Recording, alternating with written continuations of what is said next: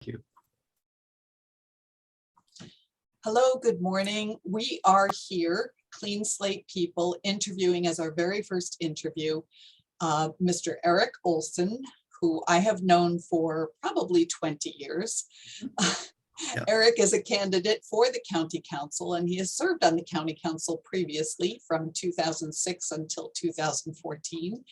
And he, previous to that, served on the College Park City Council since 1997. Since 2014, he has worked as the executive director of the College Park City University Partnership. And he is someone who has been constantly working for the public benefit and for the public good. Now, Mr. Olson, Eric. Yes, Eric, please, yeah, please, Eric. We have just all collectively been through something of a nightmare in the form of a sudden last minute 11th hour redistricting coup d'etat of the Prince George's County Council. And you played a very central role. You were very much impacted by that. And you have also been one of the key people to help reverse that by bringing it to both the circuit court, and then when the county council lost that and then they appealed it to the Maryland Court of Appeals, you and your team were able to successfully argue the issue on the behalf of all of the people of Prince George's County. And having been through that, I would like you to kind of share what you feel as a result of that whole issue, what you feel going into your council candidacy this time, and what you see as the importance for Prince George's County. Yes, well, thank you so much, Kate. And first, let me thank you for doing this podcast. I mean, this is really terrific. It's a public service, and I'm honored to be your first guest. I really appreciate that so much, Kate. So thank you for your contribution. So, yeah, I mean, yes, the redistricting, the gerrymandering was a real, I think it was a wake-up call in a lot of respects for the public. I've certainly seen, unfortunately, my time on the council before, some shenanigans, and have had, betrayals, and it's politics. Although it's more than, I think this was more than just politics. I mean, this is power and whatnot. Yeah, I mean, so yes, we challenged the lawsuit. I mean, citizens were outraged. You and many others across, not just District 3, although certainly in District 3, but across the county, were outraged because it was so egregious, and it was so uncalled for, and it really betrayed the public trust. And I think that's what really hurt people, is the total wanton disrespect for the public trust. And that's something that I've always tried to keep at the forefront, is making sure that people have trust in their local government. I mean, we may not be able to solve every problem. We can't solve every problem. And I'm always upfront with people about that, but I will always try my hardest to try to resolve the issues as best as possible. But this was just drawing a line, 3-mile long, narrow line to get to my house, my neighborhood, to cut my neighborhood out was, I mean, anybody looking at a map could see that it was egregious. And so, we had to fight it. I mean, we had to fight it. And I'm so grateful for the team, the legal team, the plaintiffs from the community who stood up and decided that, yes, we want to take this on. And as you said, we did win that lawsuit. So going forward to your question, I mean, I'm just as more determined than ever in this campaign. And I'm seeing that in the community when I knock on doors. I mean, there's so many people that were following this. Some were following it very intensely, some were following it casually, but this did not escape the public's notice. At least not in District 3, it didn't. And I think throughout the county, I've heard from people all over the county It did not escape the public's, view. Um, so yeah, I mean, I'm going forward. I mean, we are hitting the doors. We have lots of volunteers. We have a lot of people energized. People don't want to see this, and it's uncalled for. So that's been something that we have. There's a well out there of this concern about our local democracy, and rightfully so, because you can't have officials that will do this kind of thing, that will try to circumvent the public will, or take choices away from the public, and in an arrogant way. I mean, especially in an arrogant way, and that was on full display. Anybody who saw the hearings could see that, and it was just appalling. So I don't know. Hopefully that answers your question. Part of it, but we can continue to talk about aspects of that. But yes.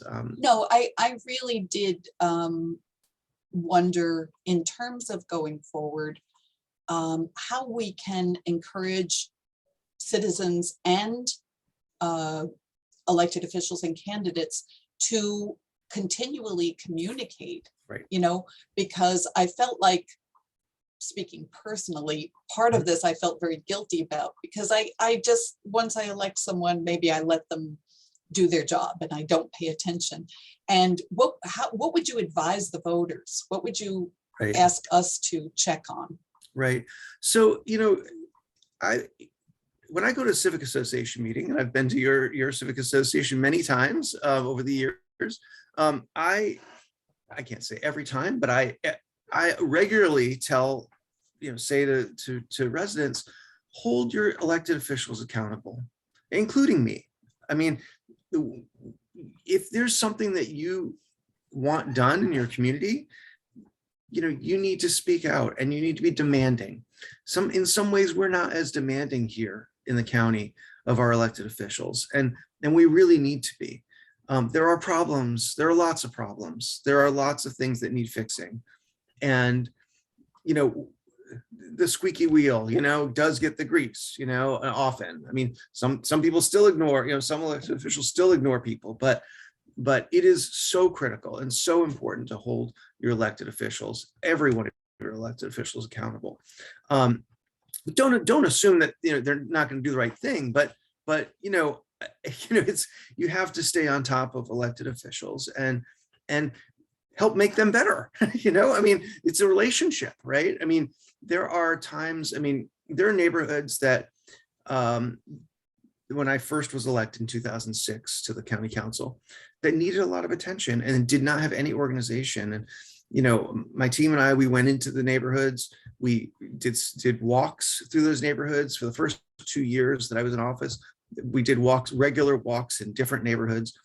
And part of my goal in that was to bring people together. We said, we'll meet at this corner, or we'll meet at this parking lot, and then you will show us around your neighborhood and show us the problems, the things that you want fixed. And part of that, the impetus behind that for me, was to get people together and find the civic leaders organically, coming up, and that worked. And we were able to form civic associations in places like Riverdale Heights and Hills and Crestwood and Seabrook Acres, and help bolster others that maybe weren't as active.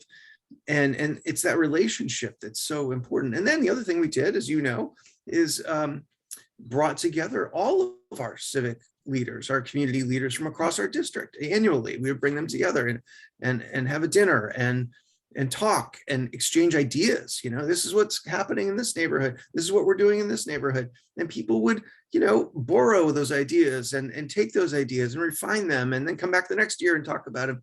And, when you're an elected official, you're one person. Yes, you have a lot of influence. Yes, you vote on the budget. Yes, you have a stronger voice, but you can't do it alone. You need people to demand things. You need people to say, hey, this is a priority. Getting a sidewalk is our priority. Kids walking down to the school bus, have to walk in the street. It's wrong. Whatever the issue might be. It takes the whole community to do it.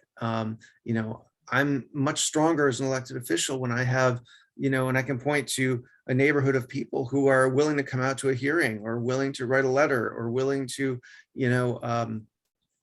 stand with us, with our elected officials to make something happen. And so, it's about community organizing, honestly, and that's what I've tried to be, not just some official sitting in an office at the county administration building, but someone who is in the community, someone who is organizing, helping to organize with the community, the neighborhoods. Excellent, excellent. Well, we're gonna cut this interview for now, Okay. but I hope that you will be with us on future interviews and Absolutely. discussing many of the topics that I know are of such importance to you and to all of us. And I want to thank you for having been here today. Once again, this is Clean Slate People. We are an ethical-based forum for all voices, encouraging us to discuss issues openly and with our focus on what is the public benefit. Thank you for being with us. Oh, before I leave, could you please tell us the website of your campaign and how people can get involved? Yes, and thank you so much, Kate, for having me on. So my website is electericolson.org. So it's ELECTERICOLSON.org. Thank you. Take care. Bye.